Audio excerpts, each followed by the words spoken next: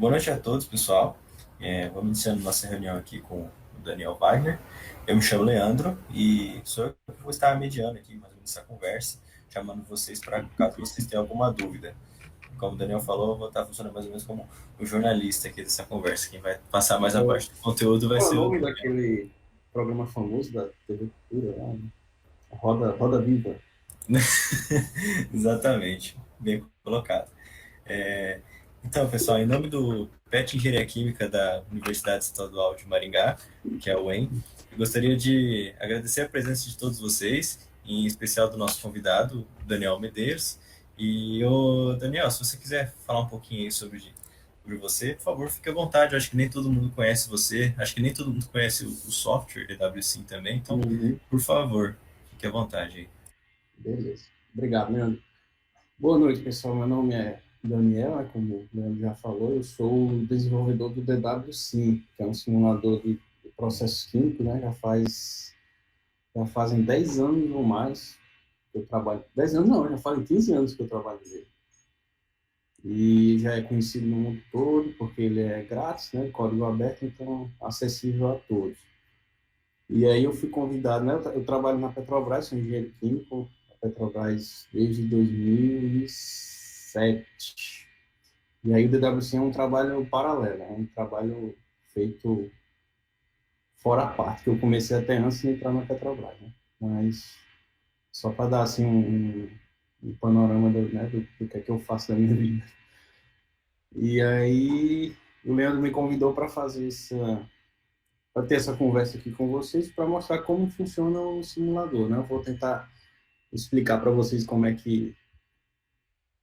que é que acontece quando a gente vai mexendo no simulador. Quem não tem experiência, também vou começar do começo, vou explicar para que serve um simulador, né? Tem gente que talvez nunca tenha precisado utilizar. E aí eu espero que a gente consiga ir avançando e vocês entendendo direitinho, porque não é simples assim. Quem não sabe, quem nunca programou, não tem muita familiaridade assim com programação, pode ser que fique um pouco complicado, mas eu vou tentar simplificar o máximo possível nessa conversa. Aí vocês podem interromper e fazer qualquer pergunta durante a minha apresentação, tá? Que é mais uma conversa mesmo. Assim. Isso. Aí, pessoal, quem não quiser, não sentir a vontade de abrir o microfone, pode escrever no chat aí a pergunta Isso. que a gente faz essa pergunta aí pro Daniel, interrompe ele aí, eu leio para ele, tá? E fique à vontade para quem quiser abrir o microfone, só tentar respeitar a ordem ali das perguntas no chat, às vezes já tem alguma pergunta ali antes, né? Mas é Eu isso. vou colocar, eu vou colocar o link aqui do site do DWSim. Eu acredito que todos conheçam, né? Se tiver alguém que não conhece, por favor, se manifeste. Vou colocar no chat aqui o link, porque eu vou falar algumas coisas aqui que estão bem detalhadas no tutorial que eu coloquei no YouTube, no canal oficial. Eu vou colocar o link também aqui para vocês consultarem depois, se quiser, tá? E ele conta as origens do DWC. Então, muitas coisas aqui que eu vou falar, principalmente a minha inspiração, tá mais explicadinho lá nos vídeos e tem um link lá para o artigo que eu vou falar daqui a pouco sobre ele. Eu não coloquei o link hoje na apresentação, mas está lá no YouTube, se quiser. Eu coloquei o link aí das playlists, que aí tem o curso introdutório. Aí lá no primeiro vídeo é que está mais detalhadozinho os artigos que eu utilizava para fazer o DWSim e os livros também. Ah, só uma coisa que eu acabei esquecendo de comentar Hum. é que a gente vai contar a presença para poder enviar os certificados, né? Então, por favor, escreve boa noite aí no chat que a gente vai considerar que você participou, tá? Acho que bastante gente já escreveu boa noite, mas quem não Já. fez ainda, por favor. Agora pode seguir, Daniel, fica à vontade. Vou ver seu projeto. Você que autoriza, né? Então,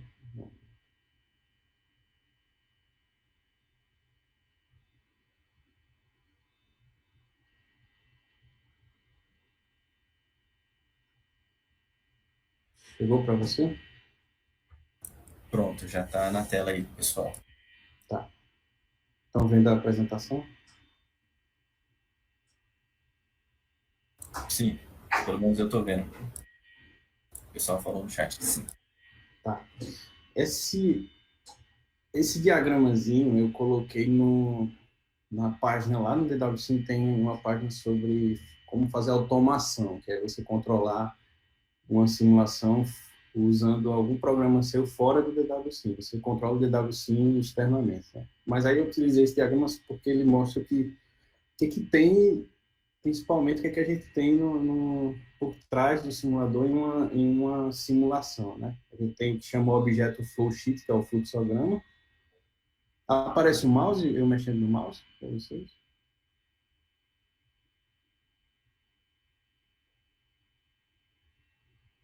Ou não? Você consegue ver o ponteiro? Consegue. Sim. Tá. Então tem o fluxograma, né, que é o objeto básico da nossa simulação, e nele a gente tem que ter uma lista de substâncias, né, que são os compounds aqui, e uma lista de pacotes de propriedade, que os pacotes de propriedade são os componentes que fazem os cálculos termodinâmicos, tanto de equilíbrio de fases, quanto das propriedades de cada fase.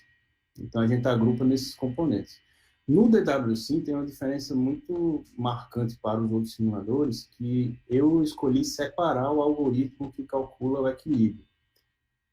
Porque, dependendo do que você quer simular, você pode precisar calcular uma mistura entre duas fases líquidas, incluir uma fase sólida. Então, como esses cálculos são mais trabalhosos e demoram mais para fazer, eu resolvi deixar separado esse componente, porque para não ficar muito pesado o cálculo, se não demorar tanto. Como assim eu fiz do zero, eu não tenho... O RAICIS, por exemplo, ele já calcula, quando você pede lá para ele fazer uma simulação, ele já considera todas as fases que podem existir, sim, em simulações mais comuns. Ele considera duas fases líquidas, uma fase aquosa e uma fase sólida, ele calcula rapidinho. Mas como eu não tenho esse know-how que eles têm lá, eles também têm dinheiro e para investir em pesquisa e otimizar esses cálculos, eu preferi fazer separado, porque aí com o tempo eu ia melhorando meus algoritmos e ia distribuindo, ia fazendo novos algoritmos, né, e acrescentando a DWSim. Aí tem também o sistema de reações, né, e conjuntos de reações. Se der tempo, eu vou explicar como funciona para vocês. Então, esses aqui seriam o subsistema termodinâmico, né, que é a parte mesmo dos cálculos dos modelos termodinâmicos. Aí a gente tem aqui o subsistema de objetos de simulação, que são os bloquinhos no fluxograma, né? Se todo mundo aqui já mexeu com o fluxograma de processo, a gente tem as correntes de entrada e de saída, né? E os blocos, que são as operações unitárias. É um compressor, uma bomba, uma válvula, tudo isso para o simulador é uma operação unitária, que ela pega alguma matéria, entra nessa operação unitária e sai matéria dessa operação unitária. Aí você pode também fornecer energia ou gerar energia a partir do processo que está sendo considerado naquela operação unitária. Então, os principais objetos que tem são as operações unitárias. A corrente de material, né, a corrente de matéria, para mim, é o principal de todos, que é ele que faz o transporte de informações no fluxograma, que entra e que sai. Quantos componentes você tem, quantas substâncias, a quantidade de cada substância, está tudo armazenado na corrente de matéria. A temperatura e a pressão também, entalpia, entropia, todas essas informações tá na corrente de matéria. E as correntes de energia são aquelas que representam, por exemplo, a potência de uma bomba ou quanto de energia eu perco ao ter um escoamento em uma linha, uma tubulação, né? Eu perco energia por atrito, eu troco energia com o ambiente. Então, essa corrente de energia, ela representa essas trocas térmicas que acontecem. E aí eu tenho a interface gráfica, né, que eu posso ter ou não. Antigamente existiam simuladores que não tinham interface gráfica. Você fazia tudo no DOS, lá, digital, em um arquivo de entrada, pedia para ele rodar e jogava o resultado em outro arquivo de texto, por exemplo. Mas aí o DWSim tem a interface gráfica, que é através dela que vocês conseguem montar o fluxograma e colocar os dados de entrada, né? E aí tem os acessórios também, que não são obrigatórios, mas eles são bastante úteis, né, para fazer a simulação. No DWSim, por exemplo, eu posso destacar a parte dos sistemas de unidades, que você tem vários sistemas, tem o SI, né, o internacional, tem o inglês e o CGS. E você também pode criar o seu próprio e modificar as unidades de cada propriedade, né, temperatura, pressão, vazão, entre outros. Tem também as utilidades, que são, por exemplo, o cálculo, dimensionamento de uma válvula de segurança, o dimensionamento de um vaso separador. Que mais? Tem o cálculo de hidratos em linhas de escoamento também. Isso tudo são utilitários, né? Não fazem parte do fluxograma em si, mas são alguns cálculos que podem ser úteis em determinadas situações. E também tem as ferramentas de análise do fluxograma, que são os otimizadores, né?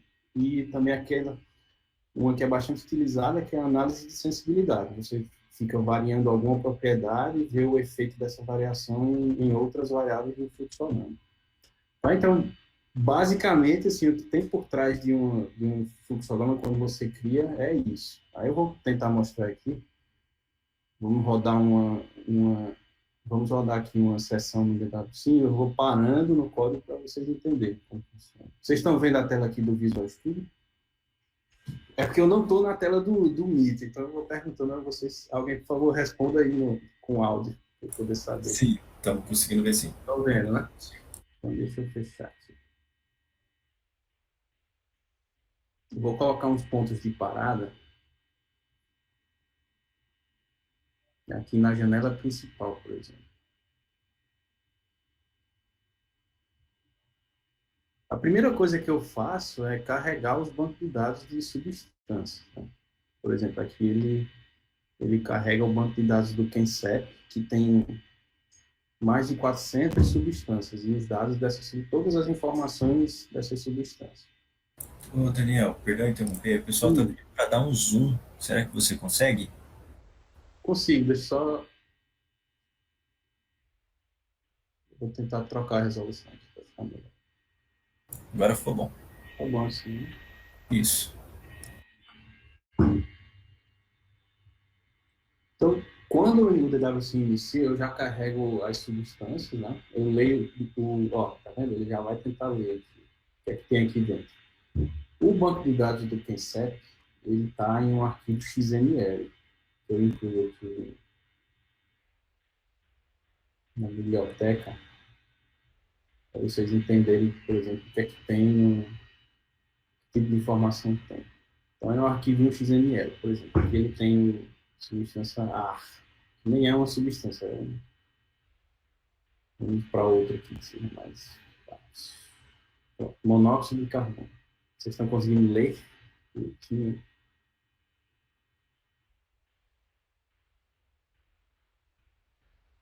Aí cada substância ele tem as propriedades, temperatura crítica, pressão crítica, aí dá o valor aqui. Aí eu leio isso e carrego na memória para o DWSim utilizar depois.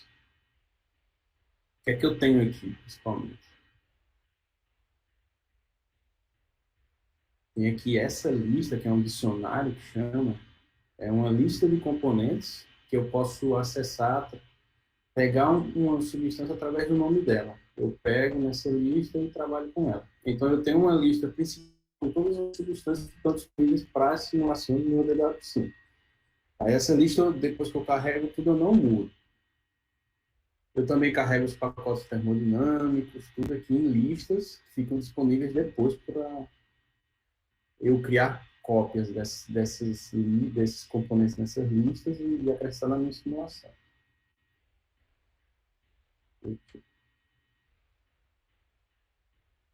Quando você cria uma nova simulação, abre aquele assistente, né? Que a primeira coisa que você faz é selecionar as substâncias. Aí aqui, quando eu seleciono, internamente, ele vai pegar essa substância daquela lista de todos, onde estão todas as substâncias. Por exemplo, adicionar metanol e água. colocar só água para facilitar. Não se preocupe do jeito que eu estou fazendo, não, que eu não quero mostrar como o DWC, como funciona o DWC, como vocês vão mexer no DWC, não. Quero explicar só como o que está acontecendo aqui por trás. Eu acrescentei água, então internamente eu copiei essa substância água para a minha lista dessa simulação específica. E agora eu vou acrescentar um desses pacotes termodinâmicos aqui à minha simulação. Essa lista vem da minha lista principal lá. Aí quando eu dou 2 cliques aqui, eu crio uma cópia desse pacote termodinâmico e acrescento a minha simulação. É aqui que eu defino o sistema de unidades também que eu vou utilizar, tá? Aí isso tudo fica guardado em uma propriedade lá do fluxograma. Então eu venho para a janela principal, né? Vou fazer um exemplo aqui de uma bomba de água, né? E por que a gente usa o simulador de processo? Quem ainda não teve a oportunidade de trabalhar nessa área de projetos, de processos químicos, né? O simulador ele te ajuda a fazer os cálculos dos equipamentos. Por exemplo, no caso aqui que eu vou fazer uma bomba, uma simulação de uma bomba, uma vazão de água, uma vazão X, aí eu tenho uma pressão Y e eu quero levar essa vazão de água para uma pressão Z. Aí o que é que o simulador vai me ajudar a descobrir? A potência da bomba. E aí eu vou pegar essa potência calculada com os dados que eu tenho da água antes de ser bombeada e depois para criar uma folha de dados que chama data sheet em inglês, né? E aí, com essa folha de dados, eu vou para o meu fabricante lá e vou cortar essa bomba. Porque com essas informações, ele consegue me dimensionar uma bomba, né? Dependendo da potência dela e da vazão que eu quero que ela bombeie, ele me consegue fornecer alternativas. Não, aqui é uma bomba centrífuga, ou uma bomba alternativa funcionaria melhor, e ele me dá o preço dessa bomba baseado na potência que eu calculei. Então, um simulador de processo, assim, basicamente, ele funciona para isso. E também para você fazer, por exemplo, você tem um processo já na sua indústria, lá você modela ele aqui e aí você faz algumas análises de sensibilidade para ver, antes de fazer alguma mudança no equipamento lá na planta real, você testa aqui no simulador, modificando algumas variáveis, né, temperatura, pressão, vazão, e vê o impacto das mudanças na planta, antes de gastar dinheiro com alguma coisa lá na planta real e não dá certo. Então, você testa no simulador antes de levar para a vida real, né? Por isso que é importante, assim, você saber utilizar o simulador, saber o melhor pacote termodinâmico para utilizar para o seu sistema, né? E entender direitinho como funciona, porque os números que ele vai dar de resultados são diretamente ligados às suas opções, né? Às suas decisões de qual substância usar, qual pacote usar. Então, é importante você entender também o que você está fazendo, tá? Então, aqui, o que é que eu vou fazer? Eu vou arrastar uma corrente de matéria aqui por cima para o fluxograma. Vou arrastar outra e vou colocar uma bombinha aqui.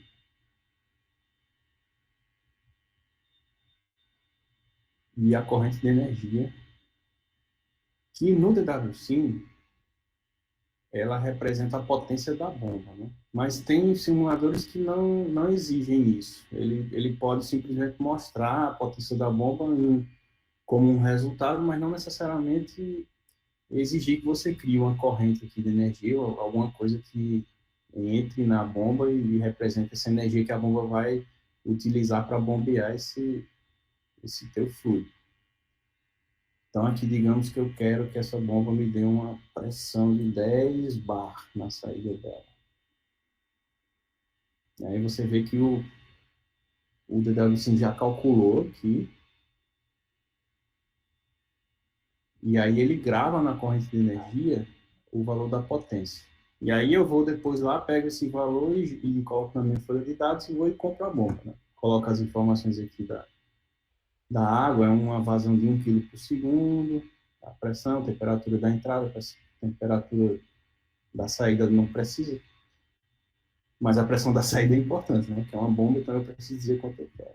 E aí, com esse valor aqui de energia, a gente vai saber mais ou menos quanto vai custar a nossa bomba. Entendeu? A gente faz uma cotação E aí a gente descobre quanto a gente vai ter que pagar por essa bomba. Aí o que é que o DWSim faz aqui internamente, né? Como eu selecionei aqui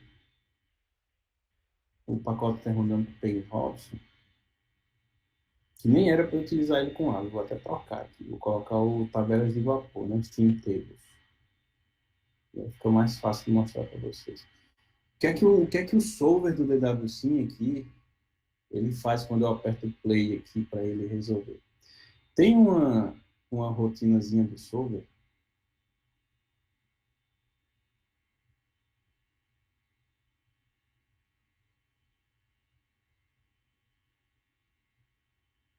que ele vai e me dá.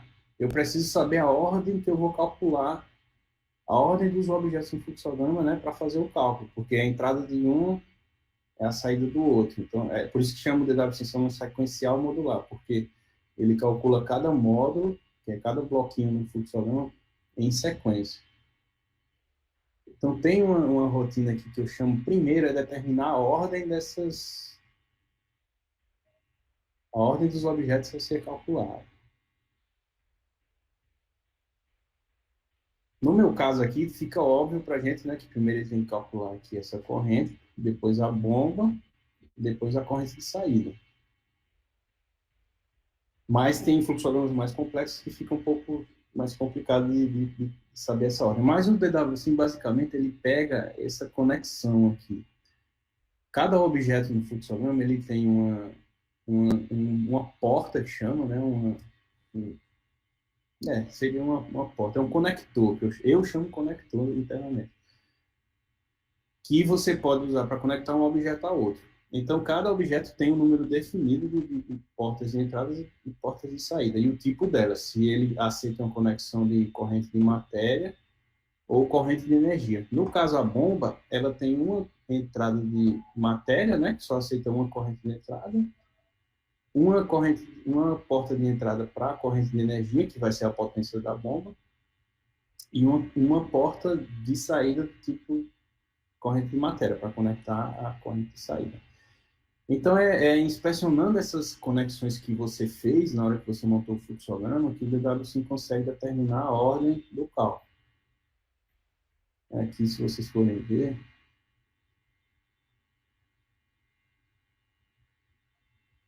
ele coloca aqui, porque o nome interno da corrente é outro, é um nome único. Porque você pode ter objetos com o mesmo nome, mas internamente cada um tem um nome único.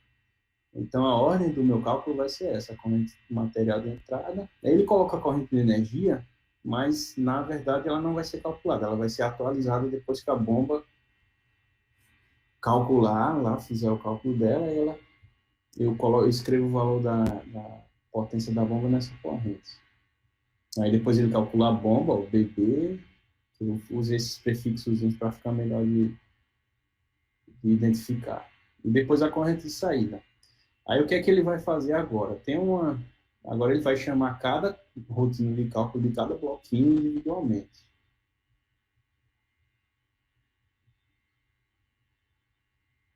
Você vê que eu tenho porque como a corrente de material ela é bem diferente da operação unitária, então eu coloco aqui um si, se o objeto for a corrente de matéria, ele chama essa rotina aqui. Tá? Então agora ele vai calcular a minha corrente de entrada e eu vou passar direto aqui para a rotina dela.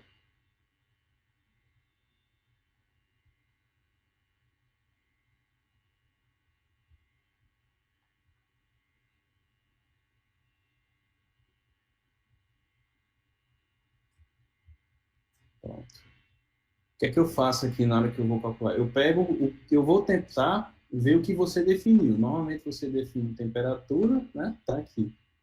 Eu não sei se estão conseguindo ver os valores, mas aqui aparece quando eu coloco temperatura, pressão e vazão, que coloquei 1 kg por segundo. Né? Aí o que é que acontece? Eu pego também a composição, que é a quantidade de cada substância que tem naquela corrente, né? eu verifico se você colocou as frações corretas, se a soma das frações molares dos componentes naquela corrente está dando 1 ou próximo de 1. É uma verificaçãozinha que a gente faz antes. Aí eu verifico aqui qual vazão que você informou, se foi vazão mássica, volumétrica ou molar, e aí eu calculo as outras duas, dependendo do que você colocou. Próximo passo, calcular o equilíbrio de fases, né?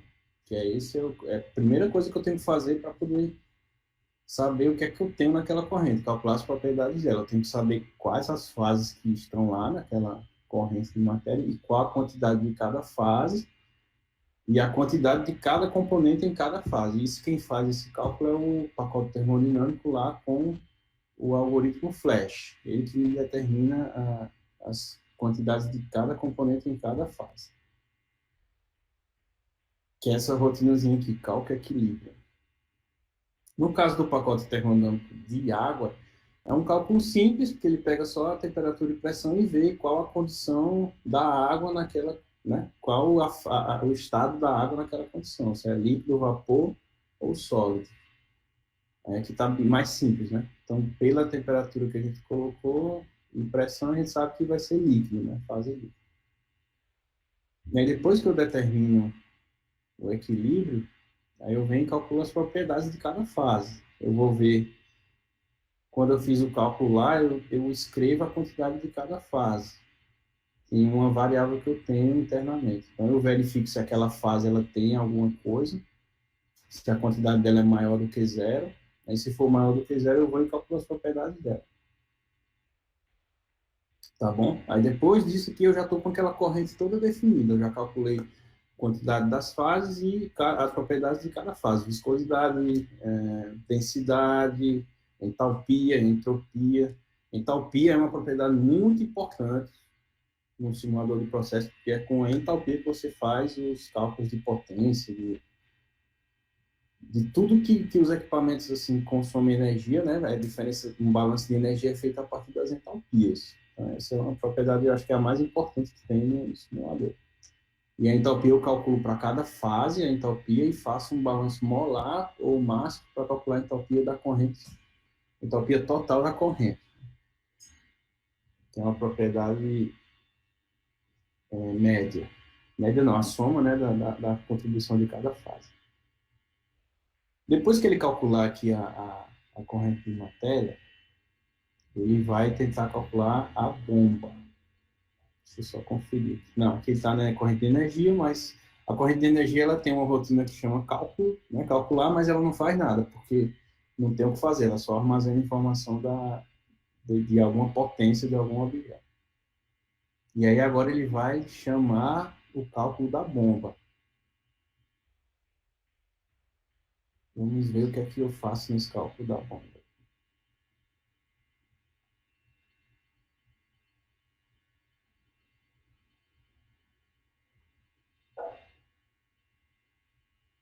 Todas as operações militares, elas seguem um esqueletozinho padrão. Então, todas elas têm essa rotina aqui, calculate, que é a rotina que o solver do DWC chama para resolver aquela operação militar. Né? Então, eu faço algumas verificações aqui, que também tem que ter as travas, né? Se o usuário esqueceu de conectar a corrente de entrada, se ele esqueceu de conectar a corrente de energia, você tem que jogar um erro e dizer que falta conectar essa corrente. É isso que eu faço aqui nessa verificação. Aqui, por exemplo, eu já pego uma referência da corrente de entrada, da de saída e da de energia, né? Porque eu vou precisar ler variáveis da corrente de entrada, escrever na corrente de saída da bomba e escrever também a potência na corrente de energia. Aí eu vejo aqui, pego os dados da corrente de entrada, temperatura de entrada, né? TI, pressão de entrada, a densidade do líquido na entrada que eu preciso, a vazão volumétrica do líquido na entrada, a entalpia de entrada, vazão máxima de entrada. Aí a bomba no DWC ela tem vários modos de cálculo, né? O modo padrão, ele é o que ele é o modo que você informa a diferença de pressão. No caso aqui, quando eu entro no módulo de ΔP, vamos ver,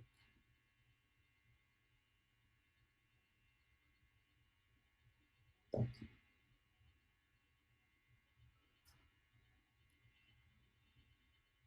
Eu venho e calculo a pressão de saída baseado no ΔP. E quando eu mostrei para vocês, eu acho que eu coloquei logo a pressão de saída, né? Mas o DWC, ele calcula o ΔP a partir daquele valor que eu coloquei. Mas digamos que eu tivesse entrado lá com a diferença de pressão, né? Eu acho que foi isso que eu fiz, porque está aqui 10 milhões de Pascal, 1 milhão de Pascal. Na verdade, eu coloquei o ΔP lá, eu percebi. Mas aí aqui eu faço o cálculo da pressão de saída, né? Pressão de entrada mais o ΔP. E aí eu tenho a pressão de saída aqui de 1.101.325 Pascal. Internamente o DWC usa o sistema internacional, né? Para ficar mais fácil. E aí eu venho e calculo a potência da bomba baseada nessa pressão de saída. Tem uma equaçãozinha aqui, que é o ΔP, né? P2 menos P. Eu fiz errado aqui, né? Era para ter colocado PO, P2 menos P1. Mas ignora. Isso aqui eu fazia quando eu não sabia direito. Aí eu fazia tudo. Aí eu divido pela densidade, pela massa específica do líquido. Aí o 1000 aqui é para converter, né? Uma unidadezinha. E aí eu informo a eficiência da bomba também, a eficiência adiabática, né? Lá o padrão é 75%, eu não mexi. Multiplico pela vazão máxima, essa fórmulazinha aqui me dá a potência da bomba. Eu não sei se vocês lembram, era né? O DW5 calculou 1,33 kW.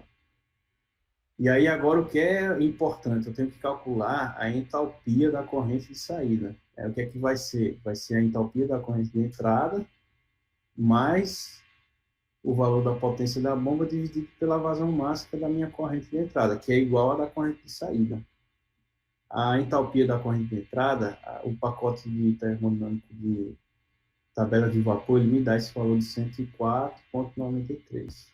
Cada pacote ele dá um número lá que não tem significado físico se você olhar simplesmente o valor, né? Porque depende da referência, o estado de padrão de referência, que para esse pacote termodinâmico de tabela de vapor, eu acho que ele é zero, o valor de entalpia é zero na condição a 20 graus, eu acho que é 0 grau e um ATM. A água no estado líquido. Mas os outros pacotes termodinâmicos do DWC, os que eu fiz, porque esse do tabela de vapor eu não fiz, eu peguei o código pronto da internet, um componente, aí ele faz os cálculos dele interno. Mas os que eu fiz, o estado padrão é gás ideal a 298 Kelvin e 1 ATM. Então, o valor aqui que vocês veriam, se utilizasse Penny-Hobson, seria um valor negativo, porque fase líquida é uma fase condensada, né, a partir do gás, então a entalpia ela vai diminuindo. Se eu considerar minha referência um gás ideal, se eu tiver fase líquida, a entalpia dela é negativa. Que aí eu somo o valor da entalpia de vaporização e eu chego no valor da entalpia do gás ideal naquela condição. Por isso que é negativo. E aqui eu tenho esse valor porque é uma referência diferente. Aí, então, assim, eu calculo o valor da entalpia na saída da bomba. Vê, ó, a entrada 104,9 e na saída vai ser 106,26. Isso vai me dar um pequeno aquecimento, né? Uma temperatura um pouquinho maior na saída da bomba. Aí, o que é que eu faço agora? Eu vou calcular a temperatura de saída através de um flash, que é um cálculo de equilíbrio flash pH, que é um flash pressão e entalpia. Eu forneço aqui para o algoritmo flash a pressão de saída, a entalpia de saída, e com essas duas variáveis ele vai me calcular a temperatura na saída, que vai ser 298,24, um pouquinho acima dos 298,15. E aí depois eu venho aqui e atualizo o ΔT da bomba, que eu tenho uma propriedadezinha na bomba que chama diferença de temperatura, né? É só para mostrar para o usuário. Aí aqui eu calculo o NPSH também, da bomba. E, finalmente, eu vou e atualizo aqui a potência, né, o valor da potência na corrente de energia. Eu escrevo aqui que ela tem uma propriedade chamada Energy Flow, que é a única propriedade que ela tem. E é nela que eu escrevo o valor da potência da bomba. Tá?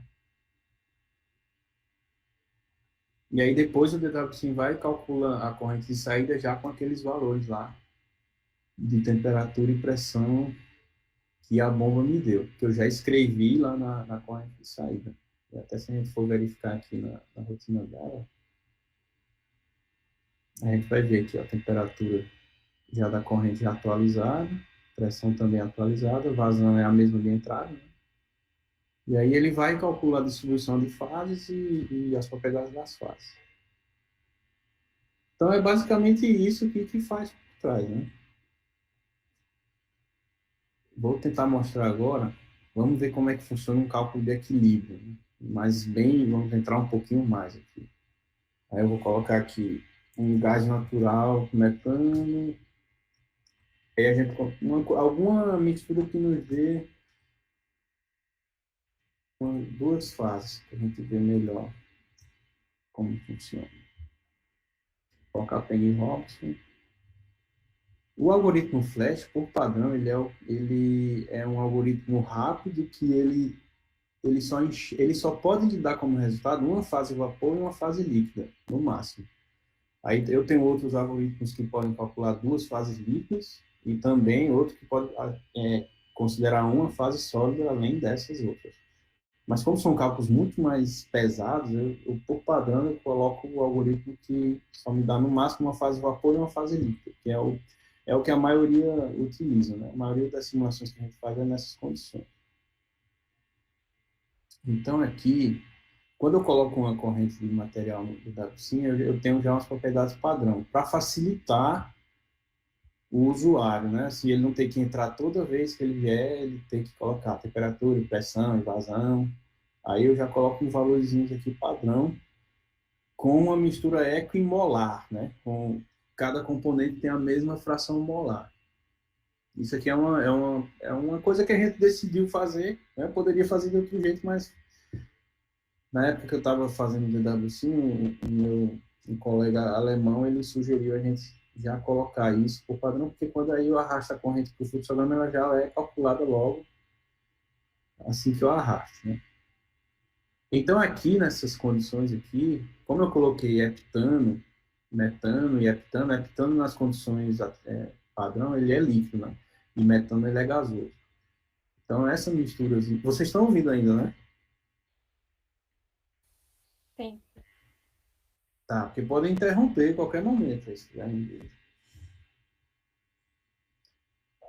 Nessas condições, é óbvio para a gente assim, que conhece, que é da área, que vai ter uma mistura entre líquido e vapor. Agora, como que isso é calculado? Né? Vou passar aqui para o algoritmo Flash.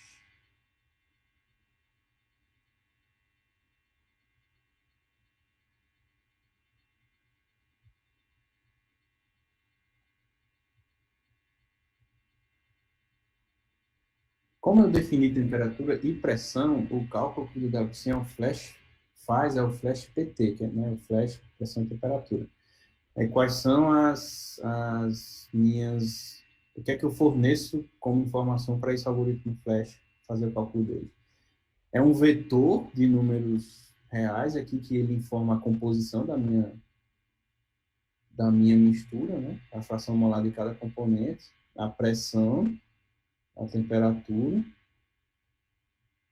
e o pacote termodinâmico que eu vou utilizar para calcular o valor K, que é um número que me informa quanto que eu tenho da substância na fase vapor, dividido qual a fugacidade da substância na fase líquida sobre a fugacidade da fase vapor, é isso. Mas a gente vai ver direitinho lá embaixo como funciona. Então eu tenho aqui algumas rotinas que me retornam aqui as pressões críticas das substâncias que eu estou para as quais eu estou fazendo o cálculo, né? O fator acêntrico, os nomes dela, nem sei porque eu coloquei os nomes aqui, que eu tenho que fazer algumas estimativas iniciais, tá? Da quantidade de fase vapor que eu tenho nessa mistura. Aí eu faço umas verificações óbvias aqui primeiro, por exemplo, se a temperatura for maior do que a máxima temperatura crítica da minha mistura, então é óbvio que eu só vou ter vapor naquela mistura. Então eu defino aqui o VY, ele não entra lá, deixa eu voltar aqui. Caso eu tivesse aqui, por exemplo, 500, eu vou colocar 800 Kelvin. E aí 800 Kelvin é maior do que a maior temperatura crítica que eu tenho aqui na minha mistura. Acho que a temperatura crítica do heptano é 540 Kelvin. Então, aqui não existe a possibilidade, nessa condição, de eu ter líquido. Então, é óbvio que eu só vou ter vapor, então eu já economizo aqui um pouco de processamento e já defino aqui que só vou ter vapor, a composição da fase vapor é igual à composição da mistura, né? E o V, que é a quantidade da fase vapor 1, o L, que é a quantidade da fase líquida 0. E aí eu retorno já esses resultados para aquela rotina lá do cálculo da corrente, que me calcula as propriedades de cada fase. Mas aí vamos voltar aqui para as condições iniciais. 298 Kelvin, que aí isso aqui não é verdade, então eu passo para a próxima fase aqui, que é tentar estimar um valor inicial para fração de vapor. Então, eu tenho aqui alguns cálculos, né, que eu calculo o valor K, eu faço alguma matemática aqui. Aí, a partir das pressões de vapor das substâncias naquela temperatura, eu consigo estimar aqui mais ou menos uma mistura ideal, e eu faço uma estimativa inicial da fase de vapor, mas é uma estimativa inicial baseada em condições ideais, né? Então, eu tenho aqui uma estimativa inicial de 0,518, né? A quantidade aqui, considerando a mistura de 1 mol, que é o valor padrão que eu utilizo. Depois que eu multiplico esse resultado pelas vazões que vocês informam lá na corrente, né? Então, aqui eu estou estimando mais ou menos metade dessa mistura vai ser vapor, né? Mas é uma estimativa ideal. Eu tenho agora que continuar o meu cálculo aqui.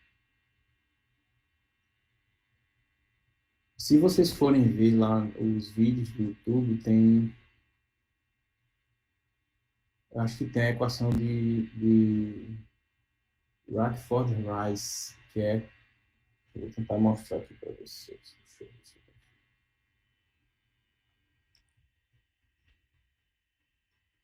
vocês podem pesquisar também.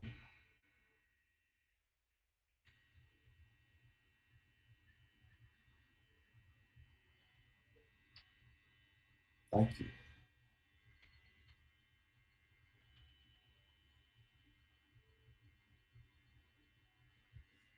Essa equação é a equação básica do equilíbrio aqui termodinâmico que eu tenho, né? Quando eu tenho uma fase vapor e uma fase líquida.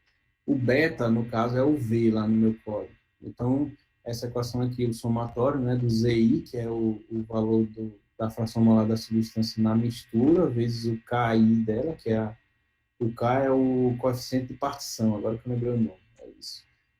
Ele é igual à fração molar da fase vapor dividido pela fração molar do componente na fase líquida.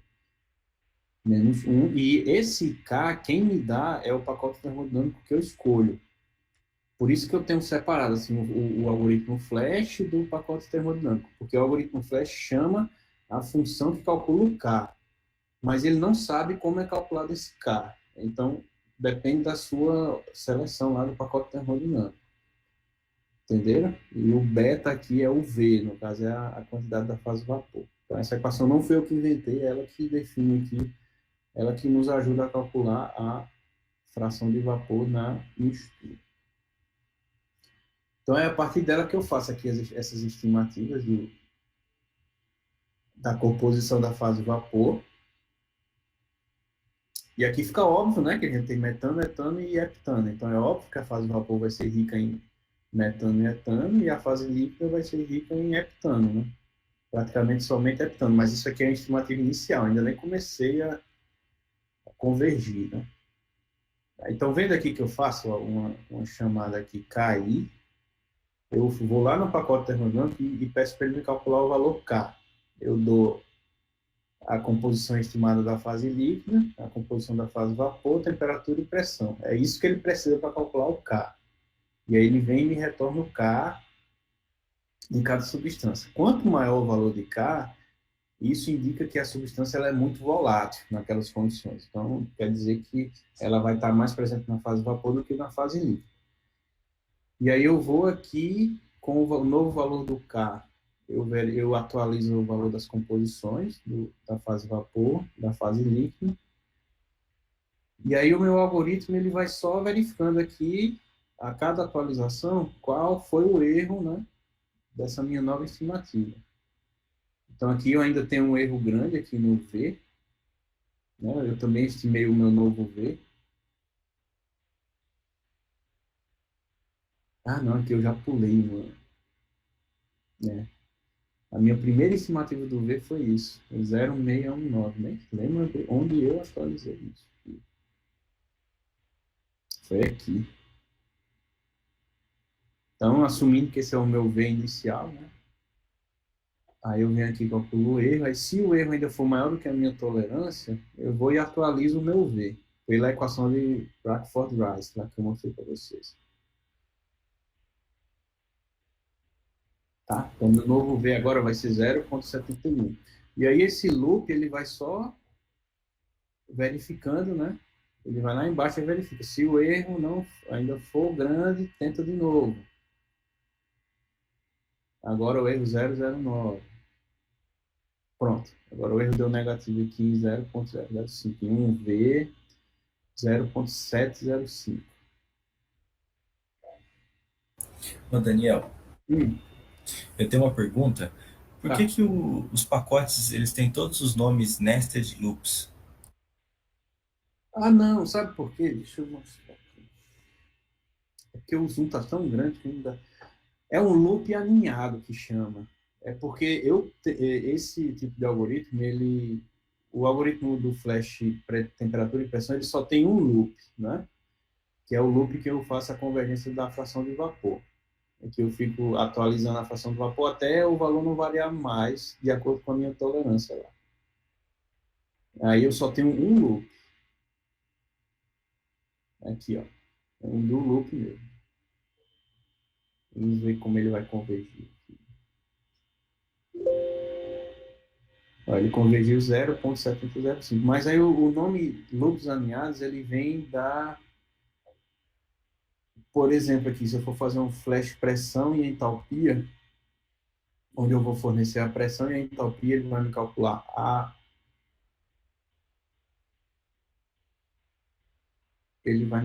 temperatura, aí vai ser um loop alinhado. Eu vou tentar mostrar aqui para vocês. Mas isso é só questão matemática, tá? Não, existem outros algoritmos que fazem essa convergência diferentemente. Porque como é que funciona aqui no Flash pH? Eu entro com pressão e temperatura, pressão e entalpia, desculpe, e aí eu tenho uma estimativa inicial para a temperatura aqui de 298 Kelvin, por exemplo. Eu uso a temperatura da corrente lá, que eu estou tentando fazer esse cálculo para ser o meu valor inicial dessa temperatura. Aí o que é que eu faço? Eu tenho um loop aqui externo, onde eu vou fazer o quê? Eu tenho a minha entalpia, né, que eu forneci para esse algoritmo, que é a entalpia da minha mistura lá, que aqui está menos 215 kJ por quilo, é uma entalpia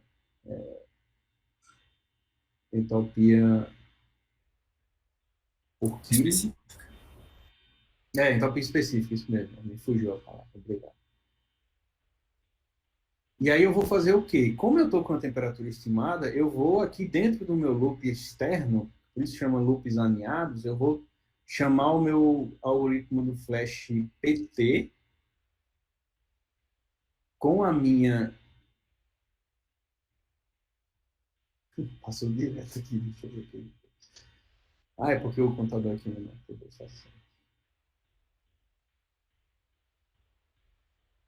Aí eu vou e chamo aqui o meu algoritmo do Flash PT, que aí ele vem e me calcula com aquela minha temperatura estimada para aquele instante, ele me calcula a entalpia. E aí eu vou e calculo a diferença entre a entalpia calculada e a especificada, que é o Fx aqui.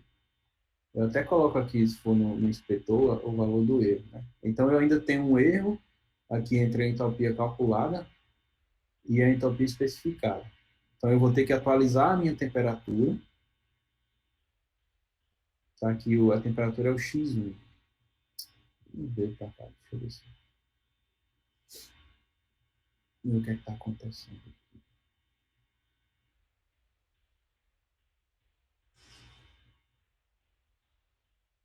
Ele já está convergindo logo.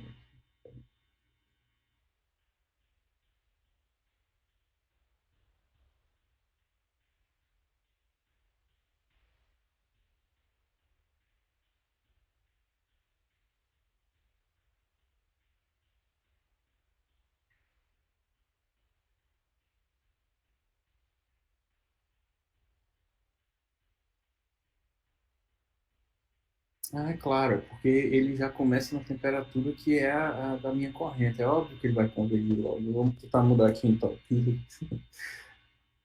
para menos 180, que aí vai ter que ser uma temperatura diferente. Então vamos ver.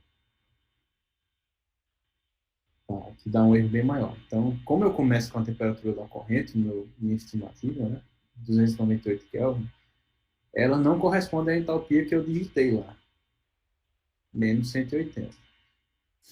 E aí o que é que eu faço? Eu fico num loop externo chamando o meu flash PT, que é o meu loop interno. Por isso que eu chamo loops alinhados, o nome do algoritmo flash. É um dentro do outro. Aí lá dentro dessa função H erro, que é erro da entalpia, eu venho e chamo aqui, eu calculo aqui o meu, eu chamo o flash PT, tá vendo? Aqui eu chamo, aí ele me traz uma fração de líquido, uma fração de vapor, a composição do líquido, a composição do vapor e a temperatura que eu informei. Aí aqui embaixo, eu calculo a massa molar de cada fase, a entalpia de cada fase, né? Porque eu tenho que calcular a entalpia dessa mistura aqui. Então, é aqui que eu vejo a entalpia especificada menos a entalpia dessa mistura na condição que eu estou informando, na temperatura que eu estou tentando, né? Que eu estou mandando lá para o algoritmo. Mas eu ainda tenho um errozinho aqui, menos 3,6 kJ por quilo. Então, essa temperatura ainda não é a correta, mas ele já deu uma atualizada aqui no meu algoritmo, 307,32. Aí ele vai ficar fazendo esse loop aqui, atualizando a temperatura pelo método de Newton, tá? F de x, df de x, acho que vocês lembram, né?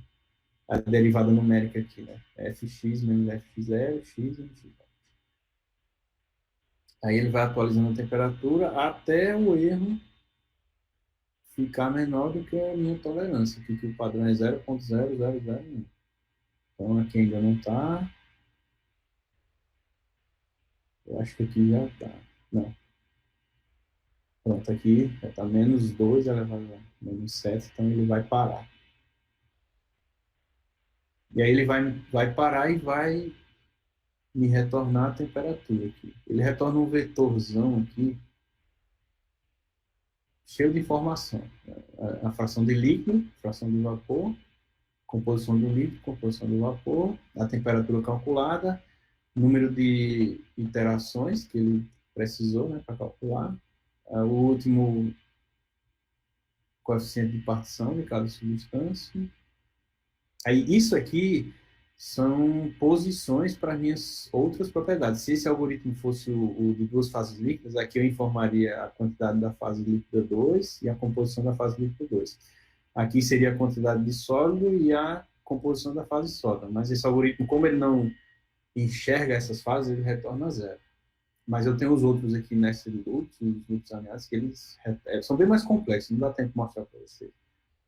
Mas é isso que o algoritmo Flash retorna lá para o pacote termodinâmico, que aí com isso eu vou distribuir essas composições e fases lá na minha corrente e calcular as propriedades. Tá? Vamos ver aqui no Penny Robinson. como é que eu calculo essas propriedades? Rapidinho aqui, que eu acho que a gente já está estourando o tempo.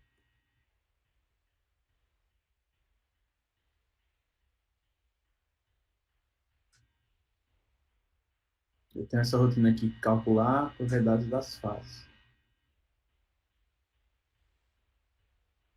E é bem simples aqui. O Phase ID aqui, no caso, é o ID da fase, né? Internamente, o DWC, a fase líquida é o ID3, a líquida 2 é a fase ID4.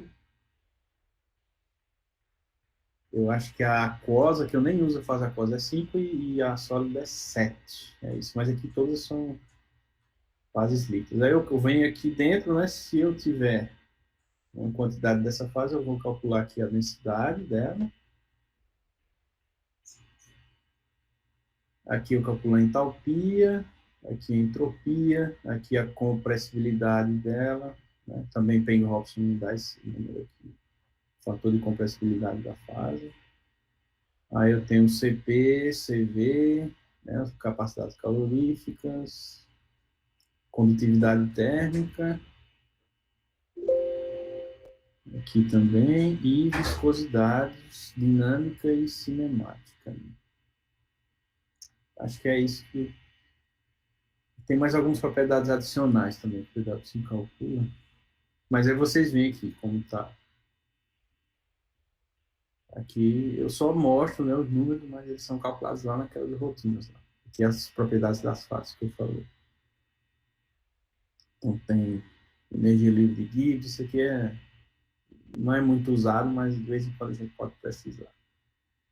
Mas o principal é massa molar da fase, né, densidade, capacidade calorífica, como eu mostrei lá, condutividade térmica, aí tem viscosidade, né, velocidade do som na fase também é importante, dependendo da nossa simulação. Né? Então, cada fase eu tenho as mesmas propriedades. E aí o que vai variar aqui, que é o que vai influenciar no valor, é a quantidade das substâncias em cada fase, né? E os métodos que eu uso para calcular essas propriedades. Né? Que, por exemplo, a viscosidade da fase vapor é um método diferente da viscosidade da fase líquida, mas cada pacote termodinâmico ele tem aqui um métodozinho, ele pode ter um método diferente para calcular essas propriedades. No DWC eu escolhi fazer um pacote padrão, que tem tudo o que é comum a todos os outros pacotes termodinâmicos. Tá? No futuro eu vou fazer um curso, uns vídeos, ensinando o pessoal a criar os pacotes termodinâmicos e operações unitárias. Aí você pode, se quiser, usar esse esqueleto que eu fiz e fazer só o básico, fazer só no seu pacote termodinâmico, fazer o cálculo do coeficiente de partição, se quiser também. E se quiser sobrescrever algumas propriedades, também pode, mas o grosso já está todo feito aqui, você pode aproveitar quando for fazer um componente novo, assim, só calcular o que te interessa. Eu queria fazer uma pergunta. Sim. Quando os dados de equilíbrio líquido-líquido não estão presentes para os pares binários que eu tenho na minha simulação, Hum. o mais viável que eu faça? Fazer essa estimação mesmo do Unifac, ou realmente ir atrás da literatura? Porque às vezes esses pares binários eles não estão disponíveis. Uhum.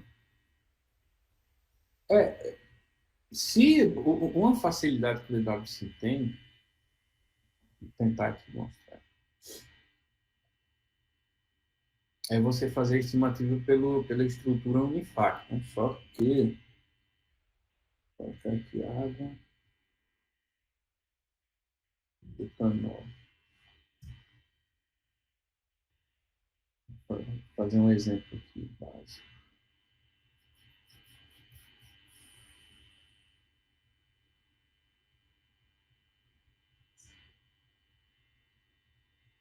Água e butanol tem uma determinada condição que eles vão se separar em duas fases líquidas. Né? Mas aí, como eu falei para vocês, o DWC usa por padrão o algoritmo VLE, que só enxerga uma fase líquida. Então, aqui nunca eu posso fazer o que eu for aqui, nunca eu vou ver duas fases líquidas, tá? Porque o algoritmo Flash não me dá esse resultado. que é que eu tenho que fazer? Eu tenho que vir aqui, trocar, por exemplo, para esse VLLE que ele me consegue calcular, né? Nem sempre, porque é um cálculo complicado. Nem sempre ele consegue calcular. Aqui, tem que aqui tem uma composição específica que me dá. Pronto, essa daqui dá. Aí vocês veem que ele já me calcula aqui duas fases líquidas. Né? Só que é um cálculo muito, muito complexo. Sim, no caso, quando eu não sei para esse par binário que você acabou de falar. Mas aí o que é que acontece? Quem está falando? É o Leomário. Ah, Leomar. Eu desconfiei que era você. Aquele cara da extratora. Você estava lá naquele dia. O que acontece? E conversei na extratora, só que eu fiquei meio assim com os resultados. Cara, é muito complicado, sabe? Porque, por exemplo, o NRTL aqui nessa mistura, ele tem os valores dos binários, né? Padrão. Uhum. Ele tem aqui, né? Para essa mistura ele tem. Ele tem. Aí, por exemplo, vamos dar uma olhada aqui, que isso é importante também. O NRTL com essas... O mais importante é a segunda fase líquida, né? Que ela tem muito pouco butanol aqui. Então, se você estiver interessado nessa quantidade, pode ter um impacto muito grande no que você define aqui como parâmetro do modelo. Né? Então, vamos tentar comparar aqui esse número calculando por Uniquark. Nossa, nem calculo aqui.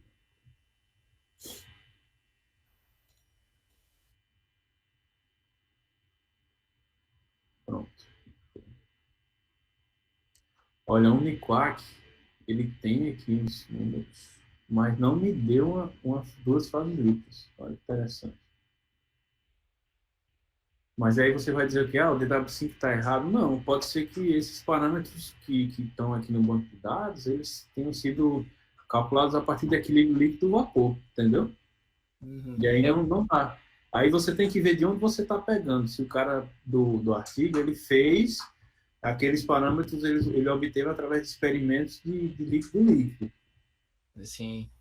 Aí o NIFAC não. O NIFAC é um método empírico, né? Ele tem as estruturas aqui, as estruturas moleculares, e aí ele te calcula baseado nelas, assim, ele te dá aqui, ó, ele dá um número um pouco diferente do NRTL, né? Ó, tá vendo? Aí, assim, como é que a gente vai dizer o que é que tá certo ou o que não tá, né? É isso que é complicado. Vou tentar fazer aqui um experimento. O diagrama binário aqui é bom para a gente comparar os modelos. Colocar aqui líquido. Vamos ver se ele calcula.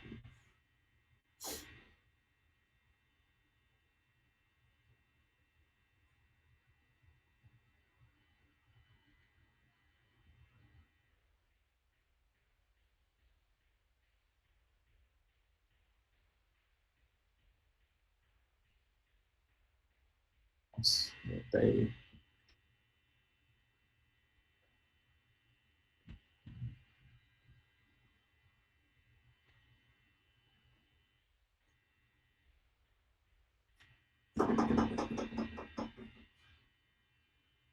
Pronto. Olha como tem diferença aqui, né?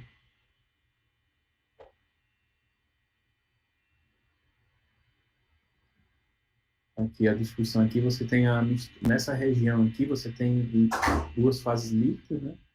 Aqui você só tem uma líquida e aqui você tem outra. Mas vê como dá a diferença, né? Assim, dependendo do modelo que você utiliza, pode ter resultados bastante diferentes. Então, assim, eu não trabalho muito com isso não, né, Mário? Mas, assim, eu recomendo, assim, que você use esse utilitário aqui de regressão de dados, aí você pega dado experimental e calcula os binários, e aí coloca na sua simulação. E eu tenho até os dados dos equilíbrios. Uhum. Mas daí onde você tinha feito aquela configuração do pacote, Uhum. ali é só para equilíbrio líquido-vapor, né? É. E o seu tava com problema na convergência, né? Tava dando E muito trabalho, né? eu consegui convergir, fiz aquele esquema lá que você tinha me passado, Uhum. colocar tudo numa corrente para poder prever duas fases líquidas. É, Aí porque é muito complicado lá o da coluna da absorção, porque consegui ele por. tem, ele tem que começar já com uma mistura que te dá duas fases líquidas, que aí ele começa lá a convergir o algoritmo dele. Senão ele nem tem por onde começar, entendeu? Porque É eu bem meio complicado. que fiz um esquema lá que eu coloquei num mix e depois coloquei um splitter na frente para poder gerar duas correntes, uma para entrar no topo e outra para entrar no fundo. Uhum. Aí eu consegui convergir, só que os dados eles ficaram um pouco diferentes da literatura, né? Aí eu Sim. imagino que foram alguns dados de interação, alguns dados que É, faltaram, né? com certeza. É isso, porque NRTL e Uniquark são muito empíricos, assim. Você, às vezes, tem os números dos binários não tem significado físico nenhum. Aí você, dependendo da mistura do seu binário, você pode ter valores completamente diferentes um do outro, assim, dependendo do artigo que você pegou, entendeu? Pode ter um que é 4. Normalmente, quando é assim, equilíbrio líquido-líquido, aí um binário é 4.000, e o outro é 300. Aí você vai para o outro artigo, o cara já deu menos 3.000 com 700, entendeu? Não tem. É um ajuste matemático que o cara conseguiu lá para fazer bater o dado dele com o previsto pelo modelo, mas assim, não tem significado físico não esse número. O problema todo é esse. Aí nesse caso, quando você não tem, é melhor usar algum método Unifac, baseado no Unifac. Só para vocês verem aqui, tem uma. Deixa eu ver se eu acho. Esses cálculos de equilíbrio líquido-líquido, eles sempre vêm para essa rotina aqui, que é o teste de estabilidade da fase líquida. Aqui eu venho com temperatura, pressão, composição da minha fase líquida aqui, a minha estimativa. Né? Aí ele faz o seguinte, ele gera algumas fases líquidas aleatórias, adicionais. Até ver aqui se eu consigo ver trials.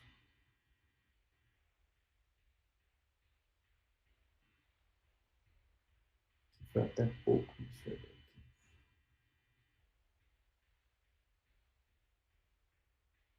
Aqui eu vou pegar aqui. Olha, para essa mistura, eu gero 25 composições aleatórias, como se fossem dessa segunda fase líquida, entendeu? E aí eu vou e para cada fasezinha dessa aqui que eu estou achando que vai ser a minha segunda fase líquida, eu vou e calculo a energia livre de Gibbs, porque a termodinâmica aqui é tudo a energia livre de Gibbs, tá? O equilíbrio, quando a mistura está no equilíbrio, ela está na menor energia livre de Gibbs global. Então, o que é que esse algoritmo faz? Ele testa várias composições para a segunda fase líquida e calcula a energia livre de Gibbs da mistura, considerando essa fase, e vê se é menor do que a minha energia livre de Gibbs só daquela fase líquida que eu tinha. Então, eu vou testar se a mistura de duas fases líquidas é mais estável do que a minha fase líquida inicial. E aí é isso que ele fica fazendo aqui, fazendo várias chamadas para o pacote termodinâmico, né, calcular a fugacidade aqui. E aí, como é um cálculo muito pesado, entre aspas, né, assim, pode ser que demore muito, dependendo do seu sistema, ou não. Mas, assim, é um cálculo rigoroso que ele faz. E aí, se ele achar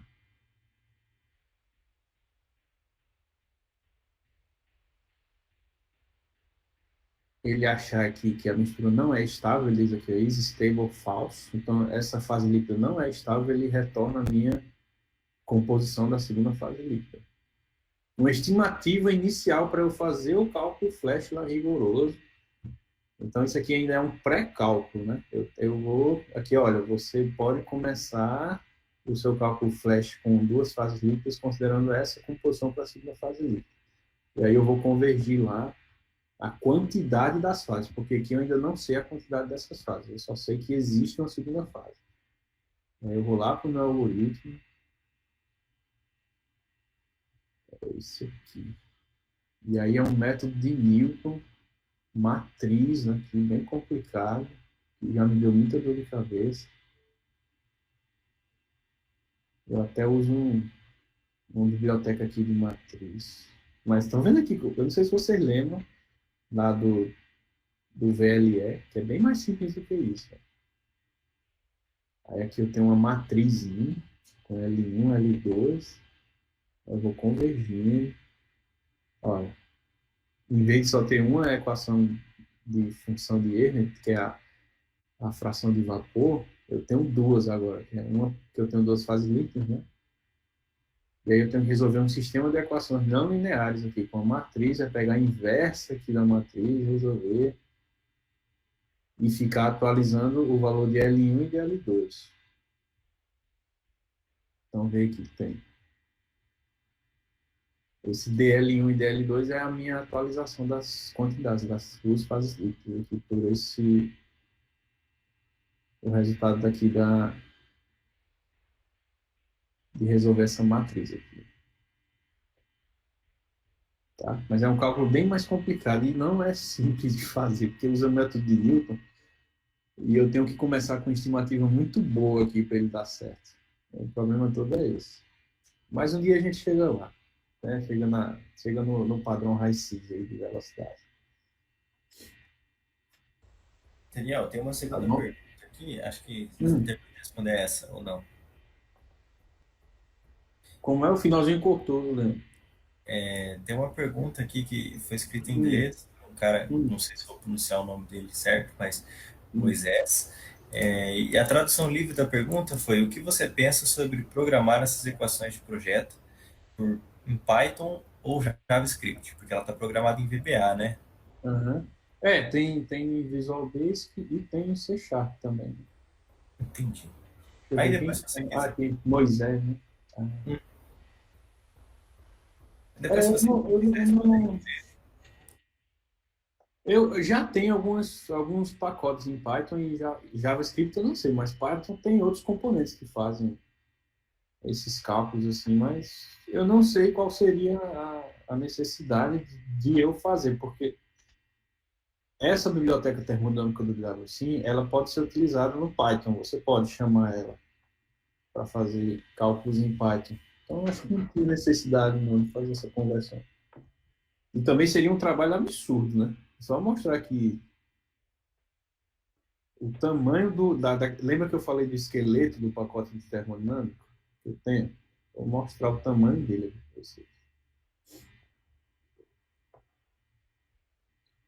Essa é a classe, né, que é o objeto base do meu pacote termodinâmico. É que tem todas as rotinas que eu preciso. Olha a quantidade de linhas que tem nele. Ó. Tem 12 mil linhas. Só nele aqui. É o maior arquivo texto, eu acho que tem no DWC. Deixa eu até ver aqui.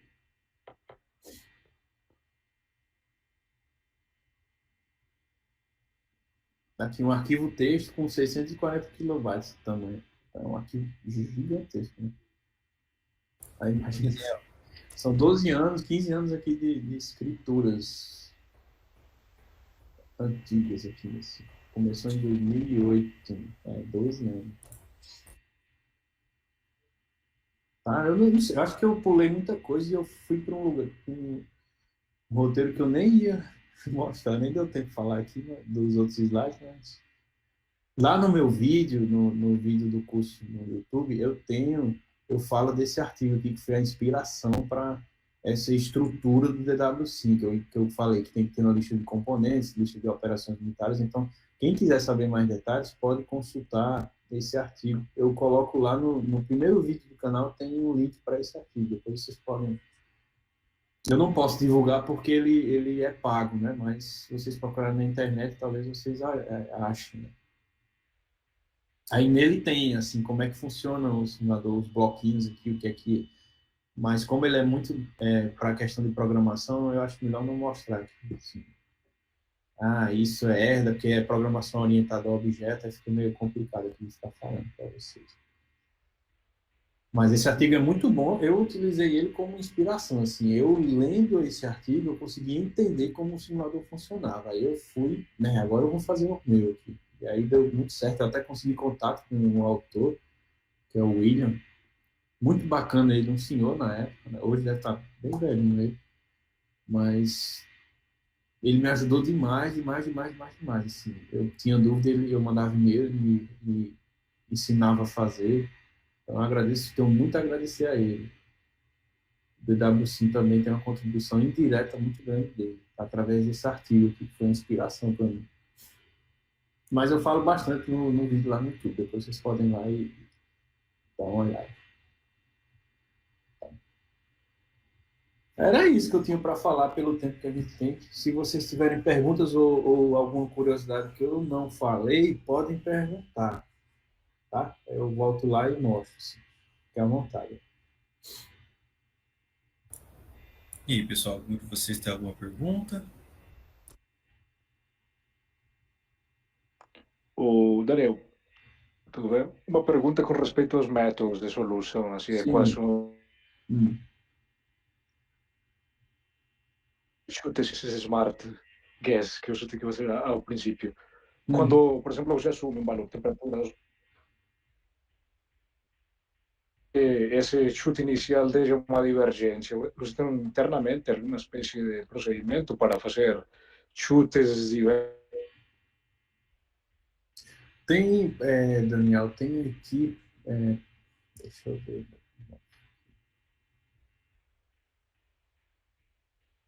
Eu modifiquei esse procedimento muitas vezes, né? Assim, inicialmente eu não tinha estimativa nenhuma, eu começava com zero. Mas aí você tem como. Aí em vez de usar o valor da corrente, o que estava definido na corrente material, lá eu usava o valor padrão de 298, mas nem sempre isso funcionava, né? Porque às vezes eu poderia estar em uma condição muito longe desses 298, então não ia Sim. converter.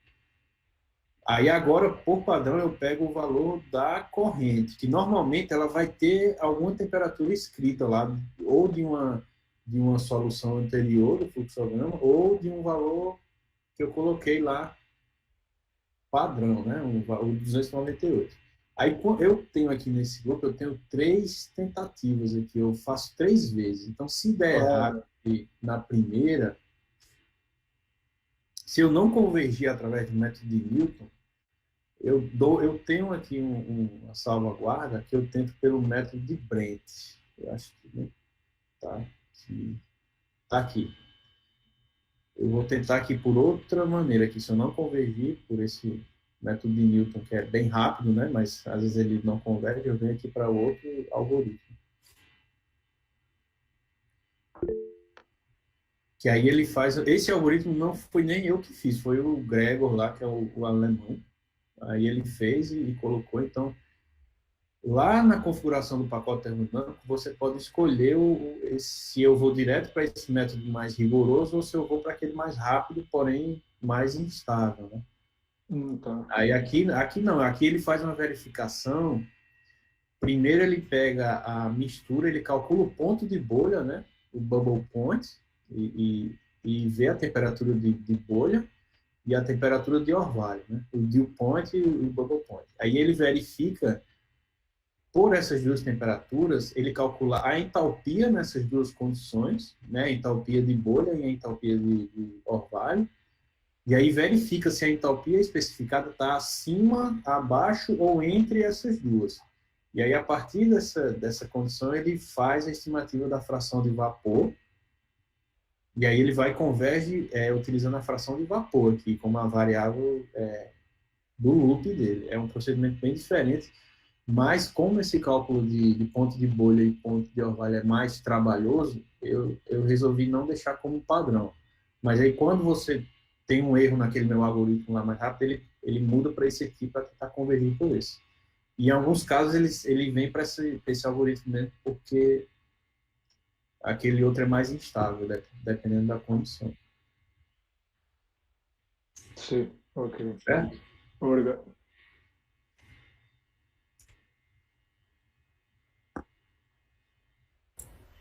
E aí, pessoal, alguém tem mais alguma pergunta?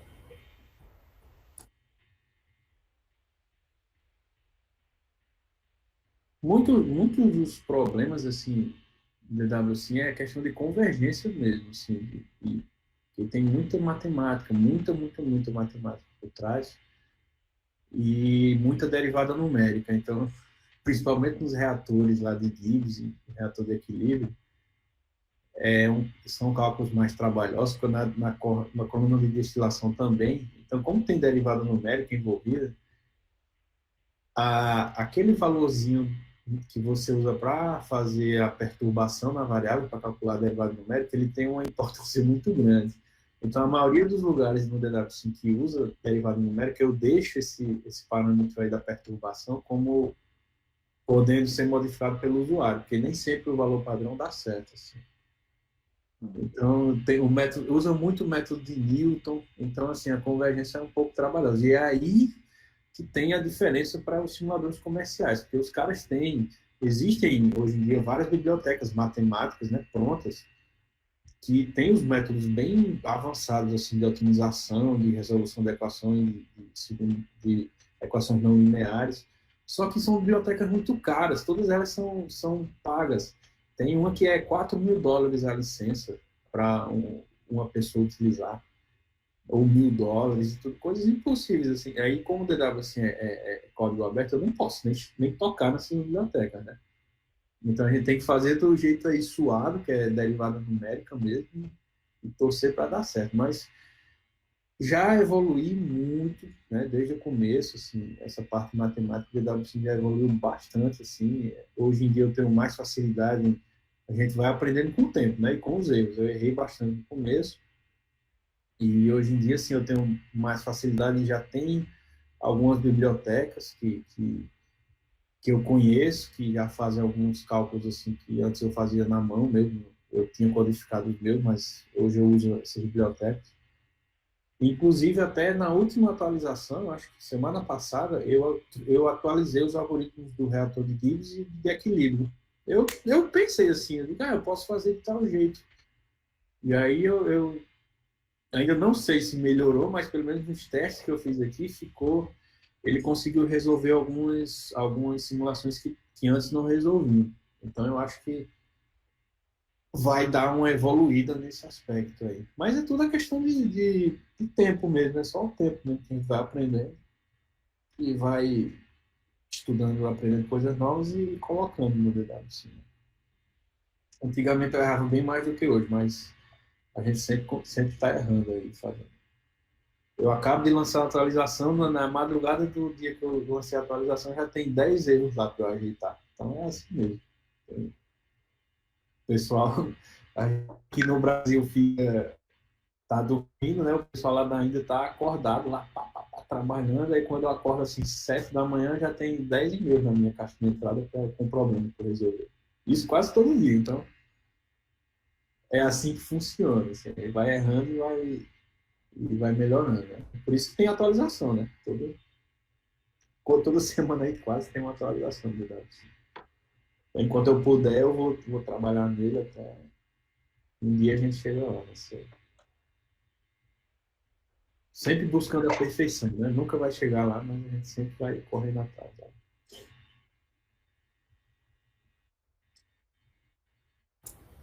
Beleza, então, Daniel. Acho que a gente passou um pouquinho já do horário, 30 minutos, né? E eu acho que a gente vai finalizando por aqui. Gostaria de agradecer a sua presença, a sua paciência. E acho que foi um conteúdo bacana, né? Gostaria de agradecer a todos que ficaram até o final, mas também quem não ficou até o final também. Espero que possam acompanhar pelo nosso canal do YouTube, né? E as pessoas que ficaram até o final, gostaria de convidar vocês para conhecer o nosso canal do YouTube, que o link eu enviei ali no chat da nossa reunião.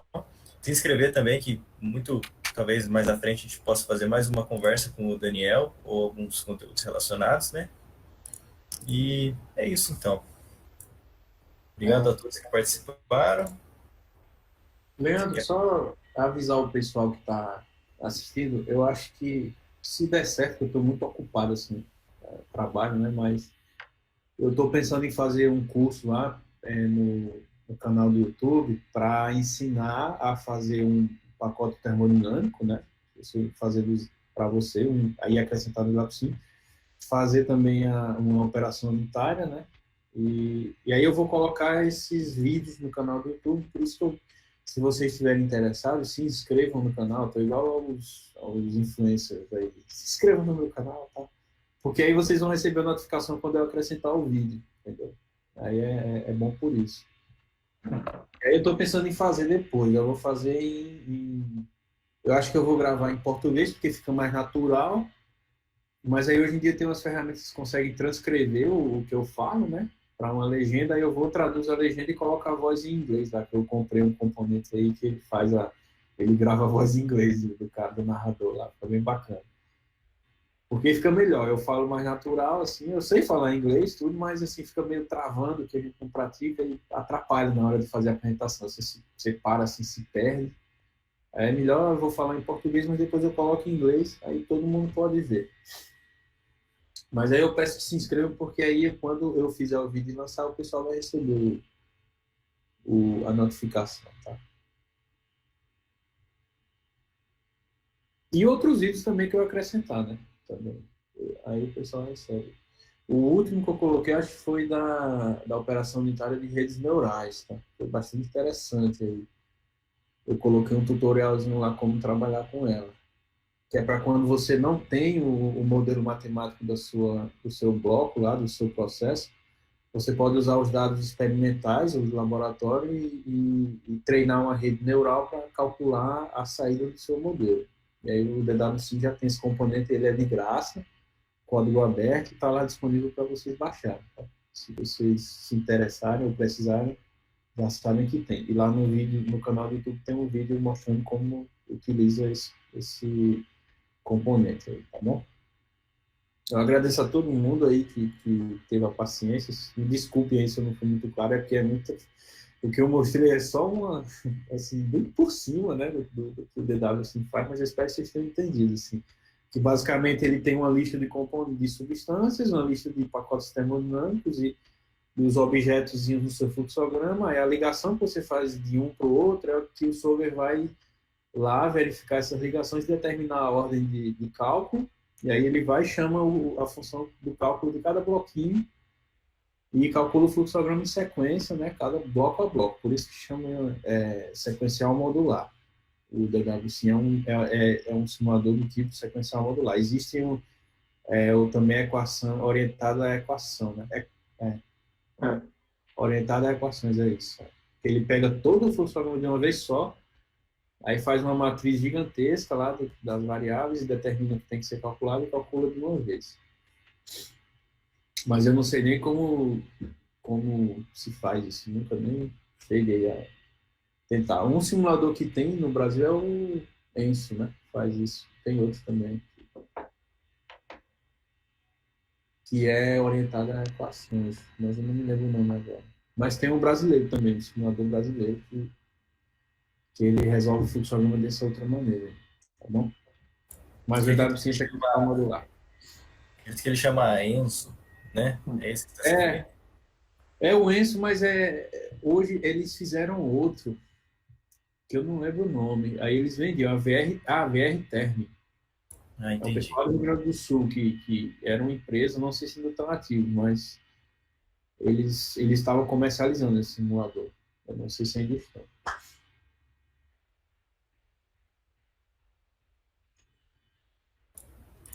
Beleza, então? Tá bom? Então tá bom. Boa noite aí.